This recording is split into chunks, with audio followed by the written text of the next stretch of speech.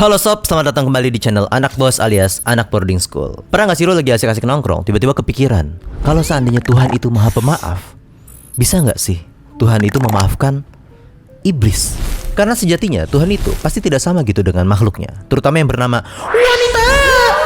Kalau wanita, itu wajar gitu. Kalau lu punya kesalahan dan dia inget sampai hari kiamat, itu sangat wajar. Tapi ini kan Tuhan gitu, Allah yang maha pemaaf. Namun ternyata fakta menariknya, hal itu sudah Allah ungkapkan secara gamblang di dalam Al-Quran sob. Mari kita bedah dalil dan fakta Quran. Allah sudah menjelaskan di dalam Al-Quran, iblis itu gak bakal taubat sob. Hal ini bukan karena Allah gak mau kasih kesempatan kepada iblis, tapi karena iblisnya sendiri yang udah sombong, tingkat mythical glory bintang 9999999. Nah tuh udah auto sombong dah tuh. Di surat Al-A'raf ayat 14 sampai 16 bisa kita cek, bisa kita lihat bahwa di situ iblis bilang sama Allah, "Ya Allah, kasih aku waktu sampai nanti para manusia-manusia ini dibangkitkan." Lalu Allah jawab, "Oke, gue kasih waktu lo. Sebagaimana engkau telah menyesatkanku, maka akan kupastikan anak keturunan Adam akan kuhalangi mereka dari jalanmu yang lurus." Dari sini bisa kelihatan kalau iblis bukan minta ampunan, tapi malah ngajakin duel antara iblis dengan Nabi Adam dan keturunannya gitu. Kisah ini kita coba analogiin. Misalnya ada holding company atau perusahaan induk gitu. Di situ ada big boss. Lalu ada karyawan senior beserta jajaran karyawan yang lain, dan tiba-tiba ada karyawan junior gitu baru masuk. Lalu tiba-tiba big boss bilang, "Ini ada karyawan junior, wah seperti ini speknya, dia bakal jadi kepala cabang di kantor A." Lalu big bossnya bilang, "Semuanya kasih respect sama karyawan junior ini." Semuanya respect kecuali satu nih, karyawan yang senior. Terus big boss bilang, "Lu kenapa gak mau respect sama dia?" "Oh kayaknya gue lebih baik deh bos daripada dia." Terus big boss bilang, "Ini gue kasih waktu nih, lu mau respect sama dia karena gue yang perintah, atau lu mau tetap sombong?" "Ya mau gimana bos, gue ngerasa gue lebih baik daripada dia. Atau gini aja deh bos, gue mau tantang." Saking konyolnya karyawan senior ini, dia malah menantang gitu. "Nih gue buktiin bos sama lo. Gue bakal buktiin kalau si karyawan junior ini, kalau nanti dia bakal jadi kepala cabang di kantor A, ini orang-orang yang direkrut sama dia nih, bakal gue sesatin. Kerjanya kagak bener, perusahaan bakal hancur." Dengan sombongnya dia bilang gitu misalnya. "Ya udah sono, lu sesatin gitu kalau emang lu mau sesatin mereka." "Ya udah bos, tapi gue jangan dikeluarin dulu ya dari perusahaan ini ya, biar gue buktiin gitu." Saking egoisnya, saking sombongnya, dia malah nantangin bosnya. Gokil nggak tuh? Nah kira-kira gitulah sob gambarannya. Karyawan junior ini Nabi Adam, karyawan senior iblis.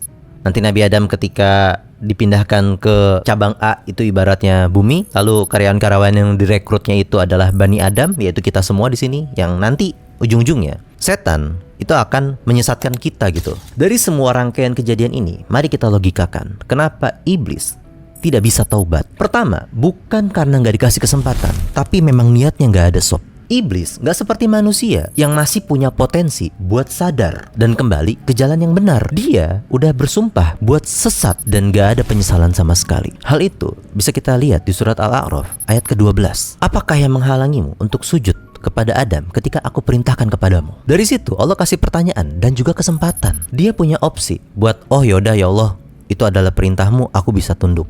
Dia punya opsi seperti itu, tapi dia malah bilang dengan egoisnya, "Ya, saya lebih baik daripadanya. Engkau ciptakan saya dari api dan dia dari tanah." Di sini jelas, iblis bukan hanya membangkang, tapi merasa lebih hebat dari perintah Allah. Kedua, iblis memilih untuk tetap durhaka sob. Kita ini manusia diuji dengan keimanan karena kita nggak melihat Allah secara langsung.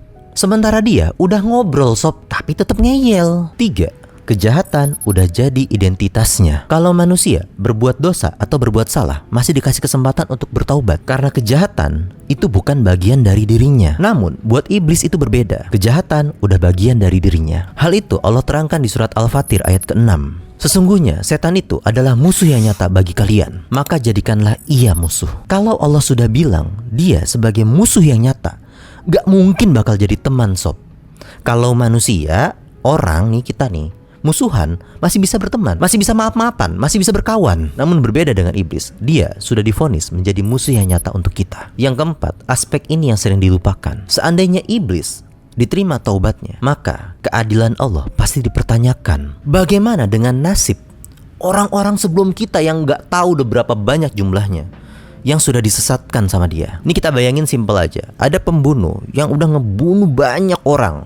Kejahatannya itu udah nggak karuan gitu loh. Ngebunuhnya juga nggak cuma ngebunuh, tapi disiksa dulu orang-orangnya.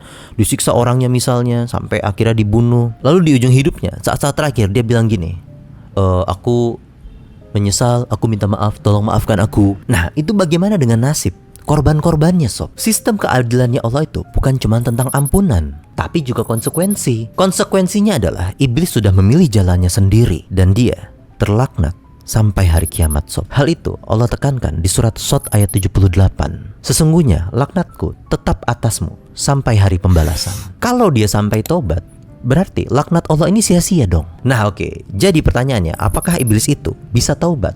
Jawabannya enggak, sob. Bukan karena Allah nggak mau nerima, tapi karena iblis sendiri yang udah nggak ada niat dari awal. Dan kocaknya malah nantangin, sob. Dia malah nyiptain legacy buat nyesatin manusia sampai hari kiamat. Nah, kalau ada orang mirip-mirip begitu, salah nggak mau ngaku salah, ngeyel, merasa lebih baik, dan malah ngajakin orang lain buat berbuat salah juga. Lo tau kan itu tandanya apa? Dan semoga kita semua terhindar dari hal-hal tersebut, sob. Oke, kira-kira begitu, sob. Tentunya gue hanya berbagi di sini dan kebenaran itu hanya milik Allah. Kalau ada kesalahan dalam penyampaian dan literasi, gue mohon maaf karena di sini gue masih belajar. Salam anak bos. Orang kira alim padahal masih nyeleneh. Iman masih tipis mesti gimana nih. Santri modern laptop di tas, buka kitab tafsir sambil ngoding di kelas. Gak semuanya ngaji, ada yang jago bisnis. Tulis proposal, cuan makin manis. Dibilang anak pesantren, sorry miss. Anak bos di sini cara mikirnya kritis. Bukan anak pesantren, kuma anak bos. Anak boarding school tapi gaya host. Kitab di meja, sneakers di kaki. Tetap ngaji walau kadang belum ngerti.